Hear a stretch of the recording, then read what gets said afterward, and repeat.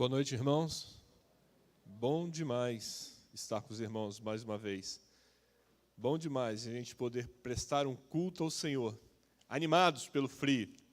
O friozinho chegou para a gente aumentar a animação, né? Botar aquela roupa mais bonita, aquela roupa mais elegante e vir na casa do Senhor. Que bom ver os irmãos. Que bom ver vocês, ter vocês aqui conosco, para que junto a gente possa prestar um culto de louvor e adoração ao nome do Senhor. Eu ainda continuo meio fanhoso e acredito que seja só uma alergia que eu esteja passando por ela, mas talvez uma gripe, né, coisa de velho, isso acontece às vezes, irmãos. Mas, de qualquer maneira, tomando o maior cuidado com os irmãos, usando sempre a máscara, mantendo o distanciamento, apesar da dificuldade de ficar longe dos irmãos, e esperando que seja apenas uma gripe, seja passageira. Eu fiquei até na dúvida, na semana, estava conversando com a minha esposa, fiquei até na dúvida se viria ou não. Mas ela achou que eu melhorei bastante. Então, se ela achou que eu melhorei, vamos lá, vamos trabalhar. Já estou no meio do caminho da vacina e tenho orado para Deus. Estou quase lá, né? Será que vai? Será que não vai? Mas o Senhor tem preservado, o Senhor tem guardado, tem nos guardado. Eu queria que você abrisse sua Bíblia hoje, lá no capítulo 5 de Isaías, do versículo 1 até o versículo 14. Isaías, capítulo 5, versículo 1 ao versículo 14. Essa é uma canção, essa é uma poesia em que o escritor coloca de uma maneira maravilhosa as expectativas de Deus. Vamos pensar a respeito disso nessa noite. Nosso tema, as expectativas de Deus. O que Deus espera de mim e o que Deus espera de você? O que Deus nos deu e o que Ele espera de retorno? Afinal de contas, nós, seres humanos, somos o maior investimento que Deus já fez no universo. Pense bem a respeito disso. Deus criou, e a Bíblia diz, Deus criou os céus e criou a terra, e era um espaço vazio e sem forma, e o Espírito de Deus pairava sobre a face das águas. Então, Deus, nesse espaço, coloca o homem. E todo esse investimento do universo inteiro, todo esse investimento do nosso planeta, dos luminares, foram feitos por minha causa e por sua causa. Nós somos o maior investimento de Deus no universo. E por isso Ele separa para Ele um momento especial, um povo especial. E desse povo Ele espera alguma coisa. Ele separou eu e você, porque Ele espera de nós alguma coisa. Ele espera de nós produção. Vamos ler o texto. Agora cantarei ao meu amado o cântico do meu querido a respeito da sua vinha. O meu amado tem uma vinha no outeiro fértil. Cercou-a, limpando das pedras, e plantou-a de excelentes vides, e edificou no meio dela uma torre, construiu nela um lagar, e esperava que desse uvas boas, porém deu uvas bravas. Agora, pois, ó moradores de Jerusalém e homens de Judá, julgai, peço, entre mim e a minha vinha. Que mais podia fazer a minha vinha, que eu não lhe tenha feito? Porque esperando eu que desse uvas boas, veio a dar uvas bravas. Pai querido, Pai amado, nessa noite, ó Deus, tão somente coloque no nosso coração, ó Pai, a Tua palavra. Aquilo, ó Deus, que Tu tem para falar para cada um de nós, abençoa-nos, guarda-nos, guia-nos, conduze-nos pelo amor do Seu nome. Em nome de Jesus. Amém. Quando Isaías escreve, ou quando Isaías começa a profetizar, bem lá no começo da vida dele, existia um momento na história em que tudo estava acontecendo. Existia um grande turbilhão de coisas acontecendo naquele momento histórico. As forças mundiais, os países poderosos, eles estavam medindo forças. Existia a Síria, que era considerado o colosso do Nordeste. Existia esse império que dominava o mundo e dominava esse momento. E eram inimigos naturais, inimigos eternos do povo de Deus, de Israel. A 23ª dinastia reinava no Egito. Ainda estava nascendo as cidades-estado na Grécia. Roma ainda era um projeto que começava. E Israel e Samaria, no norte, já era um povo bem guardado, bem fortificado, bem protegido. Deus cria, nesse momento, uma situação completamente favorável ao povo dele.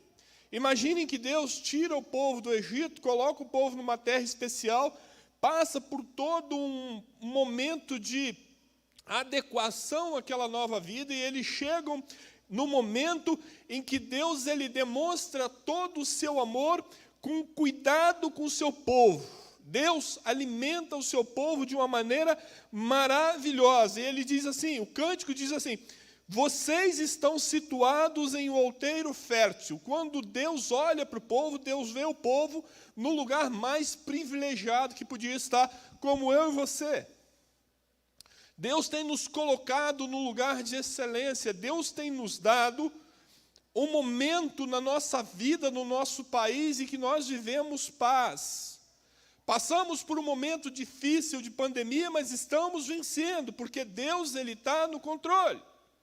O nosso país vive um momento de dificuldade, mas muito mais de prosperidade do que dificuldade. A igreja de Jesus vive um momento de tranquilidade. Não existem grandes guerras à vista, e esse momento é um momento ímpar do nosso mundo que vivemos aqui na parte sul do nosso hemisfério. Nós estamos vivendo um momento especial, como o povo de Deus vivia naquela época.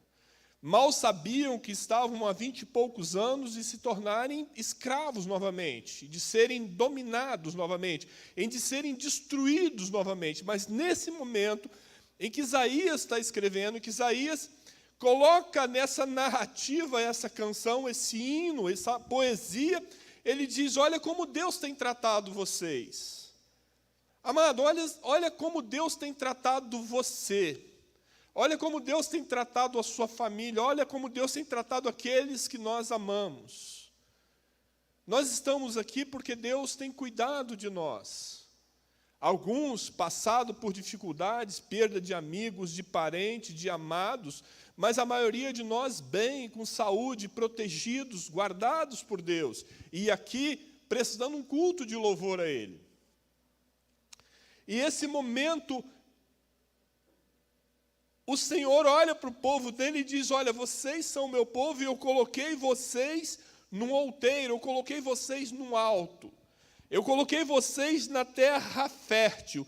O próprio Jesus, lá em Mateus, ele faz uma referência a essa posição do povo escolhido de Deus. Não só do povo escolhido da tribo de Judá, de Davi, que reinaria para sempre, mas ele faz uma relação com aqueles que são também chamados por ele. Ele diz assim: vós sois a luz do mundo.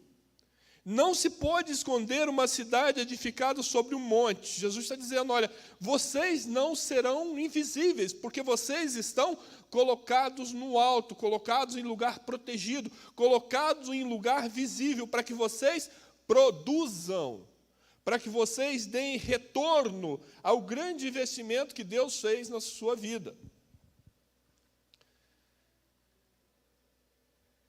A terra, ela deve ser preparada. O cântico diz que o dono da vinha, aquele que pretendia ali plantar uma vinha, ele diz que ele foi lá e ele removeu as pedras, ele removeu as grandes pedras, e dessas grandes pedras ele fez uma torre de vigia, uma torre de guarda. E a Bíblia diz que os anjos do Senhor acampam ao redor daqueles que o temem. Isso está em Salmo 34, no versículo 7. Então o Senhor já tinha preparado para Israel uma condição absolutamente perfeita. E ele diz: olha, as pedras menores usadas como parede, as pedras maiores usadas como torre, a terra limpa, arada, preparada, fertilizada, e as melhores mudas colocadas nela. Portanto, Deus espera que essas mudas produzam, e produzam bons frutos. É a expectativa que Deus tem a respeito de mim e de você. Quando Deus cuida de nós, quando Deus nos chama para o reino dele, quando Deus nos chama para a igreja dele, quando Deus nos chama para ele, ele chama porque ele cria em mim e você uma expectativa de produção.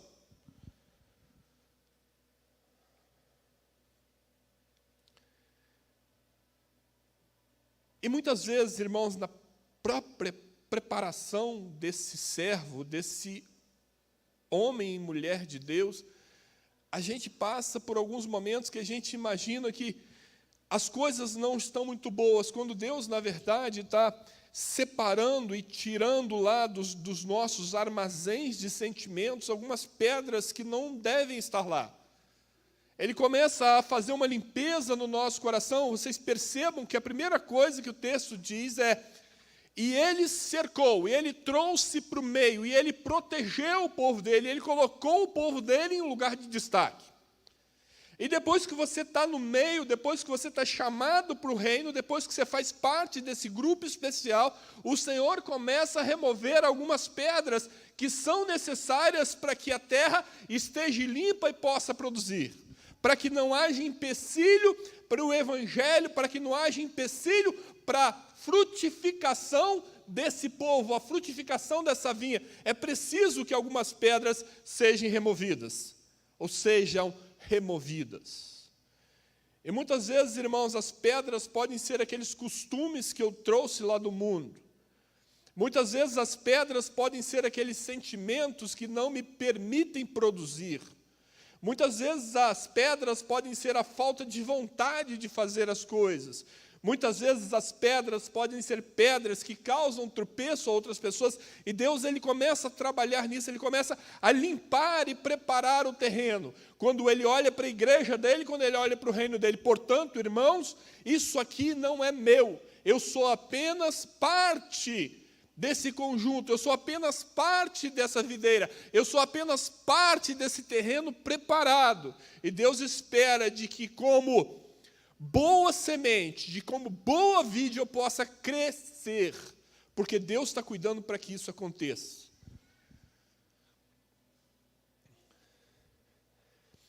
E, ouvindo a irmã Alessandra, a gente tem experiências parecidas, porque a gente mora na roça, então a gente...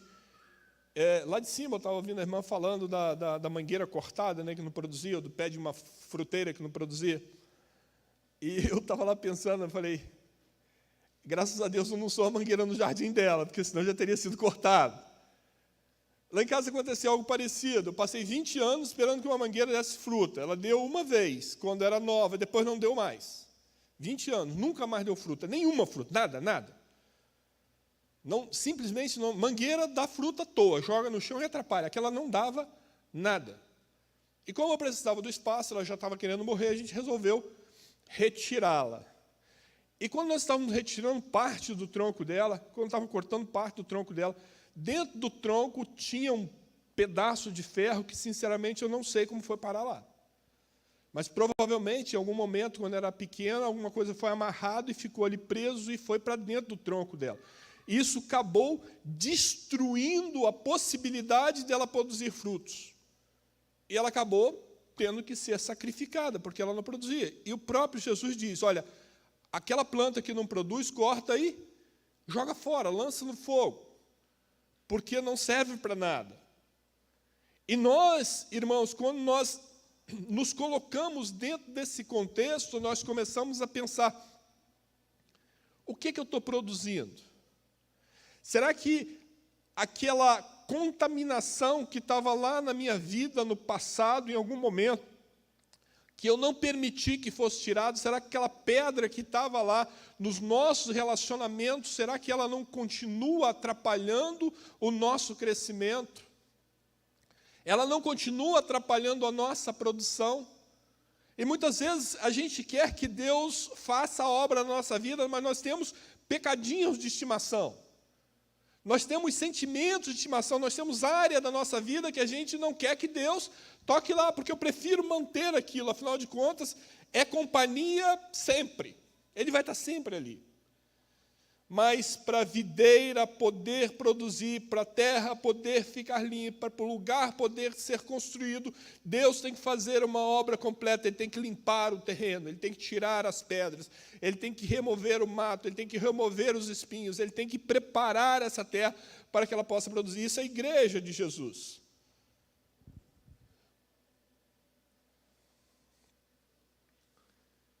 E a Bíblia diz: e lá Deus colocou vides excelentes, as melhores mudas. Aqui na igreja Deus colocou as melhores pessoas. Aqui Deus colocou as melhores mudas. É por isso que nós convidamos você que ainda não conhece a Quarta Igreja, que venha conhecer, porque aí você vai conhecer as melhores pessoas que você pode conhecer em qualquer outro lugar. Você vai conhecer aqui na Quarta Igreja povo bom, seleto, gente escolhida por Deus, separada por Deus, melhorada por Deus, ainda assim sendo transformada dia a dia, permitindo que Deus faça a obra na nossa vida dia a dia.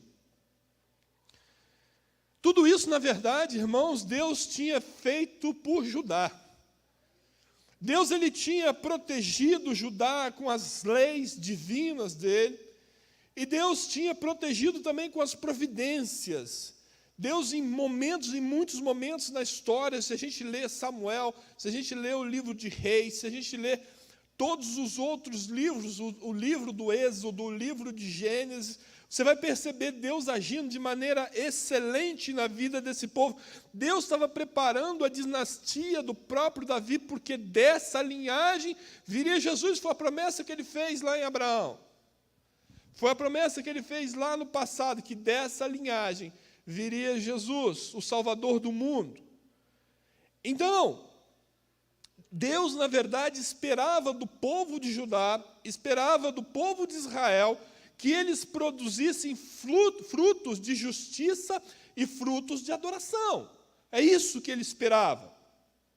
Mas, na verdade, a raiz do ensinamento de Isaías, irmãos, a ideia que Isaías tem, a visão que Isaías tem, é a visão de salvação em Jesus, é a visão futurista, é a visão de nossa igreja aqui hoje reunida. É essa visão que Isaías tinha 700 anos antes de Jesus nascer. Isaías já tinha a visão da igreja gloriosa. Isaías já tinha a visão do reino de Jesus na terra. E é isso que Isaías mostrava para o povo. Olha, vocês estão sendo preparados para algo muito mais excelente. Mas hoje ainda, por conta do padrão que vocês determinaram para a vida de vocês, haverá consequências. Haverá consequências, irmãos, porque Deus não quer um culto formal. Imagine que nessa época o templo era o centro de adoração, era o centro espiritual, mas também era o centro espiritual onde recebia apenas cultos formais. Recebia apenas cultos vazios de adoração. A verdadeira adoração já se tinha ido há muito tempo, e o que Deus esperava desse povo é que eles produzissem frutos. E frutos de verdadeira adoração, frutos de verdadeiro louvor, fruto aonde a percepção espiritual ela estivesse acima da necessidade carnal. Deus esperava mais desse povo, afinal de contas, eles o conheciam. Eles tinham tido uma experiência com Deus, como nós temos tido experiência com Deus. O que Deus tem esperado de mim? O que eu tenho produzido? O que nós temos produzido como igreja? As expectativas de Deus eram as maiores, eram as melhores, afinal de contas, Ele fez o melhor. A expectativa de Deus para nós, irmão, para nós ela é maior e ela é melhor, porque Deus já fez o melhor por nós, então Ele espera o melhor de nós. E é isso que Ele esperava quando Ele escreve. E quando Ele fala, na verdade, a visão de Deus sempre provocou em nós, quando nós enxergamos Deus, vai aparecer em nós sempre a visão de quem nós somos, da nossa indignidade, da nossa baixeza, da nossa fraqueza, muitas vezes, do nosso ritualismo vazio. E não um culto de adoração, um culto verdadeiro, um culto onde nós prestamos a Deus com um coração puro. E é nisso que Isaías está batendo. E a Bíblia diz, e aí o Senhor ele se coloca, não na posição de juiz aqui. Inicialmente, ele se coloca numa posição de demandante. Ele diz para o povo, e ele faz uma pergunta, e a pergunta dele é interessante, irmãos. Ele diz assim, o que mais eu podia fazer? O que mais vocês querem que eu faça? O que mais eu podia fazer a minha vinha, que eu não tenha feito? O que mais eu preciso fazer por vocês, que eu não fiz? Eu coloquei o meu próprio filho na cruz para que você fosse salvo. Ele entregou a vida dele na cruz, ele morreu na cruz como cordeiro sacrificial para que eu e você pudéssemos ser salvos. E a pergunta que fica é essa: o que mais eu posso fazer? O que mais eu poderia fazer por vocês? E eu esperava que vocês produzissem bons frutos. E, na verdade, o que se produz são uvas bravas, azedas, amargas, pequenas, secas. A expectativa de Deus para ajudar, a expectativa de Deus em Isaías, ela não é diferente da expectativa de Deus hoje para o mundo que nós vivemos. Mesmo o mundo judaico-cristão que nós conhecemos, Jesus, muitos conhecem Jesus de história, muitos conhecem Jesus apenas de ouvir dizer. Alguns têm uma experiência verdadeira, pessoal e real com Cristo, e daí a mudança completa de paradigma, de rumo da vida, mas muitos apenas por ouvir dizer.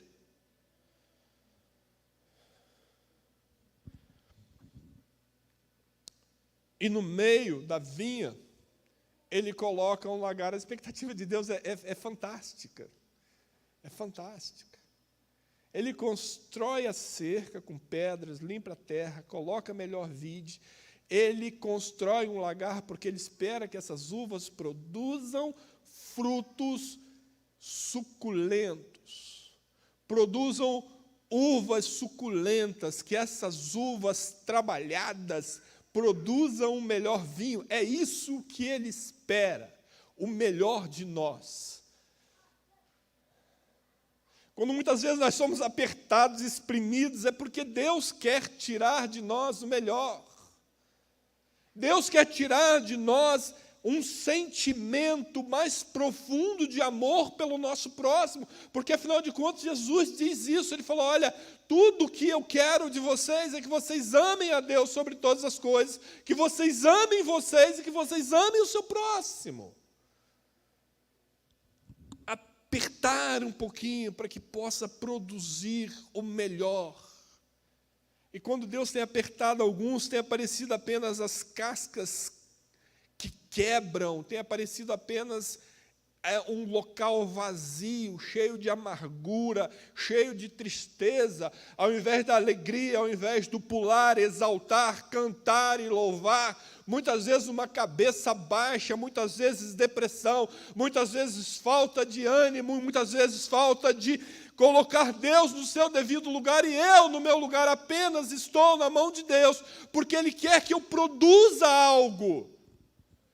Ele quer que eu produza algo não para mim, Ele quer que eu produza algo para o reino. Afinal de contas, Deus tem abençoado a você e a mim, por que razão? Deus tem abençoado a você e a mim, porque Ele espera que eu e você abençoemos outras pessoas. Fato. Fato. É isso que Deus espera, é isso que Deus esperava do povo dEle. É isso que Deus esperava. Ele fala: olha, eu já coloquei água, eu já coloquei fertilizante, eu já separei a terra, eu já produzi a terra de uma maneira que ficasse tudo certo, e ainda assim não funciona. O que é que eu vou fazer agora com vocês?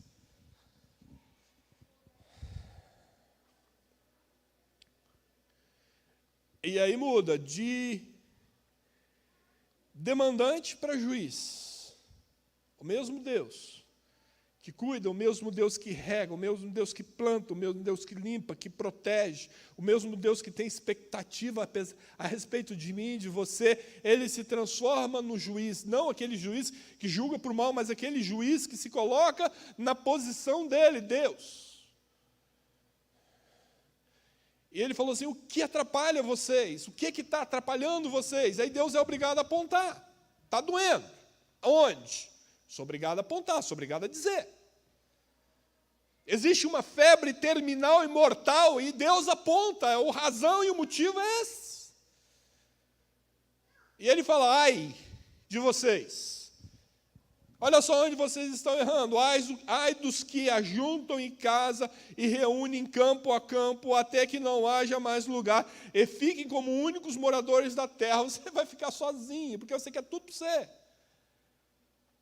Como, na verdade, como é que funciona uma vinha, como é que funciona um lugar onde se produz uvas. A gente visitou, em algum momento, uma vinícola no sul do Brasil. Os irmãos, quando tiver chance, façam, porque é maravilhoso. A Serra Gaúcha é linda, aproveitem, quando puderem. Tem umas vinícolas que são lindas, dá uma história bacana a respeito do nosso Brasil, a respeito do início do nosso Brasil. E lá, quando nós chegamos, só tinham troncos, não tinha nenhuma folha. E eu falei para o cara, aonde produz uva aqui? Ele falou, ali. Eu falei, não, mas ali só tem um tronco todo retorcido. Ele falou, a uva produz ali. Porque quando chegar o momento dela produzir, começam a aparecer os brotos, dos brotos aparecem as flores, das flores aparecem as uvas. E aquilo ali vai ficar tudo cheio de cacho de uva.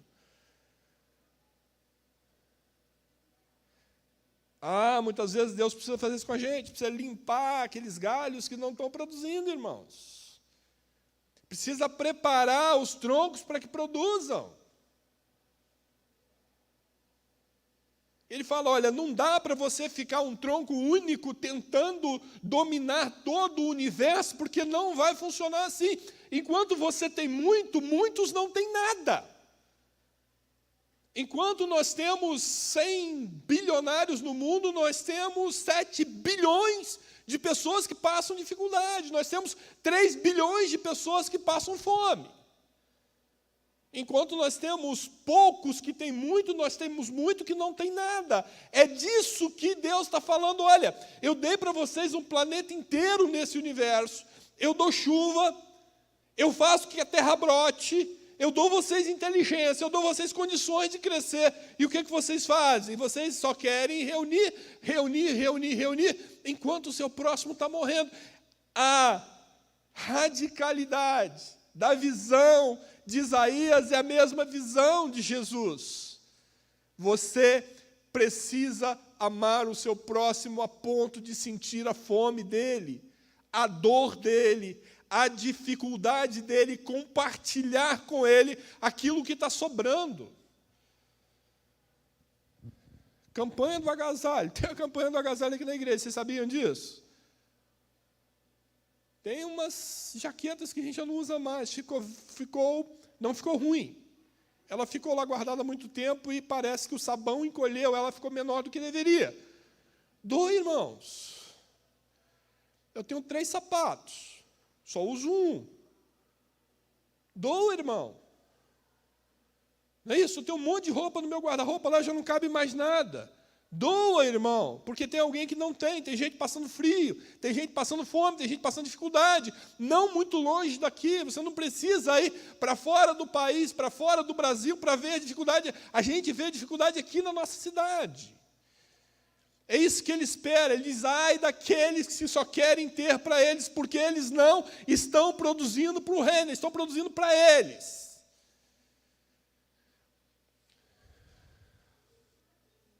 Ele diz, ai dos que se levantam de manhã e seguem a bebedice.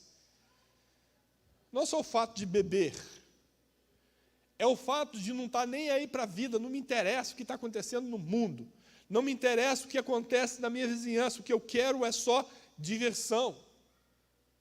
É só o que eu quero para a minha vida. Ai de você está pensando só em você ainda.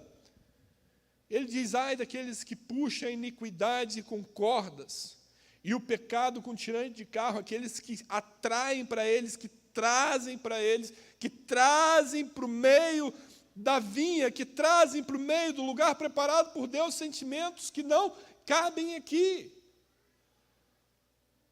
Não cabe sentimento de ódio, não cabe sentimento de rancor, não cabe sentimento de tristeza. Se você tem isso, meu irmão, contra algum irmão, pede para ele perdão hoje, ore por isso, coloque a sua vida no altar de Deus, fala, Senhor, eu não quero esse sentimento para mim. Eu quero paz, eu quero ter paz com o irmão, porque eu quero produzir frutos de paz. Esse é um dos frutos do Espírito Santo. Se ele habita em você, que eu sei que habita em você, você vai produzir frutos dignos do Espírito de Deus que habita em você. E a gente vem falando também, né, que a boa árvore produz bom fruto, a má árvore produz mau fruto, mas quando nós somos transformados em boas árvores, não há possibilidade de produzir maus frutos, porque Deus ele está fazendo com que nós produzamos bons frutos, porque, na verdade, nós estamos enxertados nele, que é a raiz, nele que é o tronco da vida eterna. Ai dos que chamam o bem de mal, ou chamam o mal de bem, na verdade. Ai dos que chamam o mal de bem, que fazem das trevas luz, e da luz trevas, e fazem do amargo doce, e do doce o amargo. Meu irmão, a gente nunca viveu um momento na nossa história em que as coisas estivessem mais deturpadas do que estão hoje. O que é certo já parece ser errado. Se você for politicamente correto, você é o cara que não tem mais lugar no mundo. Para você ser bem aceito no mundo, você tem que aceitar os padrões do mundo, e a gente não mais aceita os padrões do mundo depois que nós somos modificados por Jesus. O que é certo, o que é errado, é errado. O que à luz da Bíblia, o que à luz da palavra de Deus é certo, não pode ser distorcido, não pode ser errado. E o que o mundo tem vendido para nós é completamente diferente disso. Paulo ele diz em Romanos que, por causa do pecado, até a sua maneira de ser, de pensar e de ver a vida seria diferente. Então, quando nós saímos do padrão Bíblia, quando nós saímos do padrão vinha, quando nós saímos do padrão preparado por Deus, e começamos a trazer para dentro desse local de reunião nosso, começamos a trazer para dentro desse espaço nosso, as pedras que fazem os outros tropeçarem, isso não agrada a Deus. Ele diz, ai dos sábios aos seus próprios olhos, aquele que acha que sabe tudo. Aquele que antigamente a gente chamava de DI, hoje nem chama mais. Os donos de igreja, os donos da verdade. O meu padrão é esse, e é assim que tem que ser, porque eu sei que deve ser desse jeito. O que a Bíblia diz a respeito disso? A Bíblia diz, olha, cuidado, ai desses, porque além de atrapalhar a vida deles, além de atrapalhar a produção deles, vão atrapalhar a produção do outro. Jesus já tinha falado isso, cuidado com vocês que são sepulcros caiados, por fora tão bonitinho, cheio de pintura, mas por dentro guardam rapina, porque o interior ainda não foi mudado, não foi transformado. Ai dos poderosos para beber vinho, homens de poder para misturar bebida forte.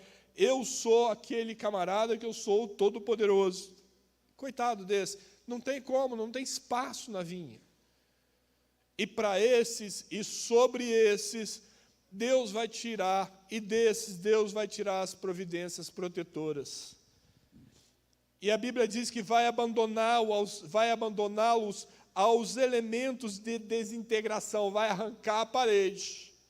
Deus vai tirar do meio deles a torre. Deus vai permitir que os animais entrem e transformem aquele espaço num deserto. Porque eles confiam neles mesmos. Vai haver declínio, porque Deus vai tirar as bênçãos, derrubar as paredes e permitir uma dessolação total. Mas você sabe qual a boa notícia disso tudo? Apesar da nossa tendência, apesar de ser quem nós somos, Isaías ele dá essa notícia Isaías, ele prega de maneira incisiva ao povo, e ele começa a mostrar para o povo que Deus já tem um plano de salvação. Olha, depois que for desfeito esse entendimento errado de vocês a respeito de povo, depois que for desfeito de vocês esse entendimento errado a respeito daquilo que é reino, depois que vocês forem bastante amassados e daí não sair nada, a gente começa de novo. E o próprio Deus, ele começa a trabalhar no processo de restauração, no processo de salvação. Isaías passou o ministério dele todo, e por ele passaram vários reis, por eles passaram vários impérios. Isaías, ele consegue enxergar lá na frente o que ia acontecer, ele consegue enxergar aquilo que ia acontecer, inclusive comigo e com você, porque ele começa a dizer lá no versículo 59, no capítulo 59, no versículo 16, ele diz o seguinte: e vendo que ninguém havia, maravilhou-se que não houvesse um intercessor. Ninguém botou a cara na reta. Quando as coisas vão de mal a pior, não aparece ninguém, não aparece herói, não aparece salvador. E ele diz: por isso o seu próprio braço lhe trouxe salvação, a sua própria justiça o susteve. Ou seja, Deus pega o homem lá do fundo novamente e torna a colocar no lugar dele, no lugar de investimento maior, lá no outeiro. Jesus tira Pedro afundando na água e coloca ele de volta no barco. Fala: olha, cuidado, porque você não é exatamente quem você pensa que você é. E ele não fala só para Judá, ele fala para a igreja de hoje. No capítulo 12, no versículo 2, ele diz o seguinte: eis que Deus é a minha salvação, nele confiarei e não temerei, porque o Senhor Deus é a minha força, o meu cântico se tornou a minha salvação. O que acontece? Cai, quebra a cara, é amassado, é amarrotado, sofre, vai para o mundo, se arrebenta, e aí depois reconhece que você não é nada e que Deus é o Senhor. E aí você consegue enxergar a mão de Deus novamente, retirando você, lá do Salmo 40, no versículo 1, que diz: tirou meus pés de um charco, de um poço de lodo, colocou sobre rocha e firmou os meus passos. Quando a gente consegue enxergar que Deus, ele vai estar sempre aí, apesar das circunstâncias. No momento de todos felizes, tranquilos, o mundo está acabando, Deus está conosco. No momento que o mundo está acabando no meio de nós, que as coisas estão complicadas, que as coisas estão difíceis, Deus está no controle. No momento que nós somos amassados, amarrotados, para ver se sai alguma coisa de bom nisso, não sai nada, Deus também está no controle. Ele falou: eu ainda vou resgatar você mais uma vez. E eu ainda vou resgatar você de novo. E eu ainda vou colocar você novamente no outeiro. E ainda vou preparar você novamente em uma outra terra, em uma outra vinha, para que você possa produzir.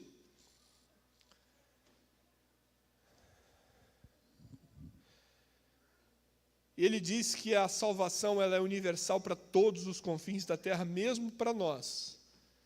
E o Senhor desnudou o seu santo braço perante os olhos de todas as nações, e todos os confins da terra verão a salvação do nosso Deus. Aleluia! Leia comigo novamente. Isaías 52, 10. E o Senhor desnudou o seu santo braço perante os olhos de todas as nações, e todos os confins da terra verão a salvação do nosso Deus. E o que me separa do reino? O que me separa do reino de Deus? O que me separa de estar junto com Jesus, perto de Jesus, perto de Deus? O que faz a separação entre eu e Deus? O distanciamento entre produzir, o distanciamento entre estar cuidado, protegido. O que me mantém separado do reino? Eis que a mão do Senhor não está encolhida para que não possa salvar, nem agravado o seu ouvido para que não possa ouvir. Mas as vossas iniquidades fazem separação entre mim e vocês, Mas as vossas iniquidades fazem separação entre vós e vosso Deus, e os vossos pecados encobrem o seu rosto de vós, para que não vos ouça. O que atrapalha a minha comunicação com Deus, se não são os meus pecados?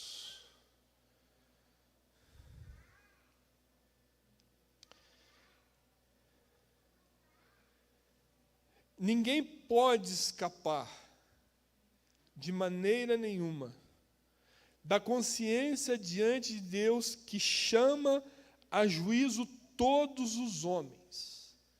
Você pode enganar o mundo todo, mas você não pode enganar a você mesmo. Porque você sabe, lá no fundo da sua alma, lá no fundo do seu coração, exatamente quem você é. E quando Deus coloca o Espírito dele no seu coração para que você seja incomodado, a razão é única, porque o Espírito ele nos convence do pecado, da justiça e do juízo. Não existe como escaparmos da nossa própria consciência, porque nós sabemos aonde nós estamos errando. Nós sabemos o que nós precisamos. Nós sabemos aonde nós precisamos mudar. Nós sabemos que precisamos de Jesus nas nossas vidas.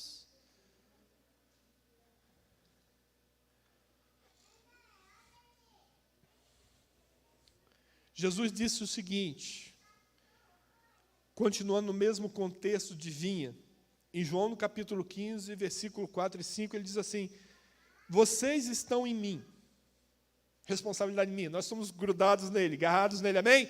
Você está agarrado em Jesus? Amém? Amém, você está agarrado em Jesus. Vocês estão em mim e eu estou em vocês, eu habito em vocês, eu moro em vocês, através do Espírito Santo, eu estou na vida de vocês. E vocês, como varas, vocês não podem dar frutos, se não estiverem na videira. E quem é a videira? Assim também vós, se não estiverdes em mim. Aonde a gente precisa estar para dar frutos? Jesus. Qual é a lei de Jesus? Qual é o caminho de Jesus? Qual é a vontade de Jesus? Qual é o mandamento de Jesus? 1 e 2. E o terceiro, amarás o seu Deus sobre todas as coisas, só a Ele servirá, não terás outro Deus diante de ti. Amarás o seu próximo e amarás você também. Amarás o teu próximo como você ama a você mesmo. Olha a lei de Jesus, como é que mudou. A nova aliança, o que traz para nós. Deus continua sendo Deus, Deus continua sendo o Senhor da vinha. Nós continuamos sendo servos dele, agora com um direcionamento diferente, aonde a gente consegue enxergar o que Judá não conseguia enxergar, nós conseguimos enxergar como reino. Eu sou a videira, vocês são as varas, são os galhos que estão grudados nele. Quem está em mim e eu nele, aleluia, quem está em mim e eu nele, esse dá muito fruto. Esse dá muito fruto, porque sem mim, vocês não podem fazer nada. Aleluia! Irmãos, prestem atenção nisso. Qual era o problema lá de Judá? Qual era o problema lá de Judá? A vinha estava colocada, a terra estava pronta. Deus era o agricultor, como continua sendo, mas só que o tronco era a lei. O tronco era você produzir, porque você foi plantado e tinha toda a razão para produzir. Essa nova aliança transforma o tronco lei em um tronco Jesus. Transforma o tronco lei no tronco misericórdia. Transforma o tronco lei em tronco amor de Deus através de Jesus na cruz. Coloca nós novamente enxertados nesse povo. Porque se Jesus é o leão de Judá, se Jesus é da tribo de Davi, é a continuação do povo de Deus, e nós estamos enxertados nele, estamos grudados nele, nos alimentando dele, portanto, nós estamos produzindo aquele fruto que não foi produzido em Judá. Olha as promessas de Deus, olha a profecia de Isaías se cumprindo em você. Você entendeu agora o que Deus quer de você? Ele fez de novo. Ele colocou Jesus como tronco. Ele pegou eu e você e grudou em Jesus. Jesus continua sendo o tronco da raiz lá de Judá, lá do povo. Nós estamos nos alimentando espiritualmente dessa mesma raiz. E o que Deus espera de mim e de você? A vinha está posta. As cercas estão postas. Lá no Salmo 34, versículo 7. Os anjos do Senhor acampam ao redor daqueles que o temem. Acampam ao redor da igreja de Jesus. Portanto, a vinha está colocada. Jesus está lá como tronco principal. Nós estamos ligados nele. E Deus espera que nós produzamos frutos.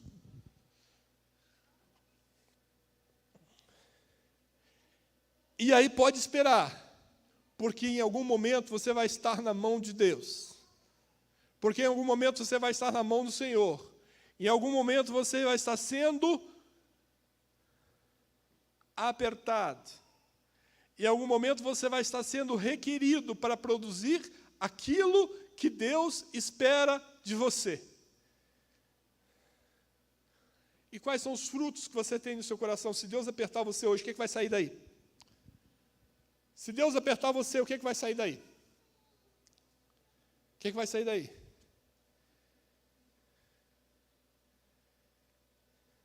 Olha o que Deus esperava do povo dele. É a mesma coisa que Ele espera de você nessa noite. Porque você já tomou conhecimento que você está ligado a Jesus, implantado em Jesus, recebendo seivas do Espírito Santo de Deus nas suas veias espirituais. E Deus vai começar a apertar você, porque Ele quer que você comece a produzir os frutos que Ele tanto esperou de Judá, e agora Ele espera de você. Olha o tamanho da responsabilidade.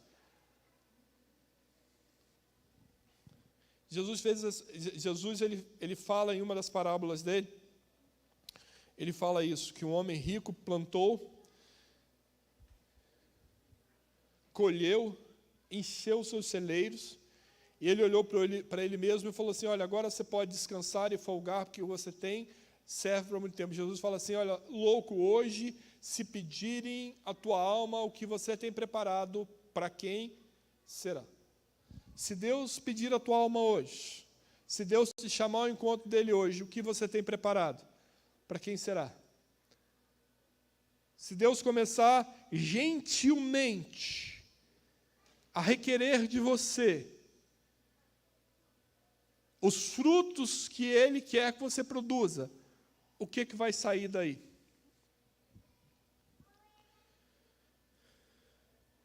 Deus transformou o nosso coração em morada do Espírito Santo. A igreja, o reino, o lugar de adoração, a igreja, o reino, o lugar de adoração, na verdade, são os lagares que estão colocados por Deus, porque é nesse momento que Deus vai começar a extrair de mim e de você aquilo que Ele espera. Ele vai começar a extrair de mim e de você o bom vinho da vinha plantada por Ele em Jesus. O amor transformador de Jesus, Ele vai e Ele terá que fluir em nós. E Ele fluindo em nós, Ele fluirá em bênçãos para o mundo. Que Deus abençoe a sua vida nessa noite. Leva para casa esse texto, leva para casa esse incômodo que o Espírito colocou no seu coração nessa noite. Se Deus me colher, se Deus me chamar, se Deus começar a extrair de mim o que é que eu tenho para apresentar a Ele, o que eu vou produzir para o reino de Deus. Vamos ficar em pé só um pouquinho e vamos orar? A gente vai estar orando, o Ministério do Louvor vai estar encerrando o culto com pós-lúdio, e eu espero ver os irmãos em breve, eu espero que a gente esteja juntos em breve, e que Deus abençoe profundamente a vida dos irmãos, e que a gente possa olhar, irmãos, para a Bíblia, que a gente possa olhar para a Palavra de Deus e enxergar que as expectativas de Deus, elas não mudaram. Talvez o nosso ânimo tenha mudado um pouco, mas a expectativa de Deus, ela não mudou. E para isso ela deu para mim e para você todas as condições necessárias para que a gente possa produzir bons frutos. Senhor Jesus, abençoa-nos nessa noite, ó Deus, pela Tua bondade, pelo Teu amor, pela Tua misericórdia, ó Deus, não porque merecemos, ó Pai, mas porque Tu és o Senhor. Permita, ó Deus, que ligados a Ti, que grudados a Ti, ó Deus, possa fluir através das nossas vidas, ó Pai, a Tua vontade, o Teu amor, ó Deus, a Tua benignidade, Senhor. Que essa igreja, ó Pai, possa se encher de razão para Te louvar. Que essa igreja possa se encher, Senhor, de motivos para Te agradecer. Que essa igreja, ó Deus, possa ser cheia do Teu Espírito e que essa igreja possa produzir, ó Deus, aquilo que Tu requer de cada um de nós. Fique conosco nessa noite, abençoa-nos, nos dê uma semana em paz, ó Deus. Livra-nos, guarda-nos, ó Deus. Coloca a Sua mão sobre a vida de cada irmão que não pôde estar aqui nessa noite. Que eles possam estar sendo abençoados por Ti, curados por Ti, ó Deus. Restaurados por Ti, abençoados em nome de Jesus. Amém, Senhor. Amém, Jesus. Tenha uma semana abençoada, amados.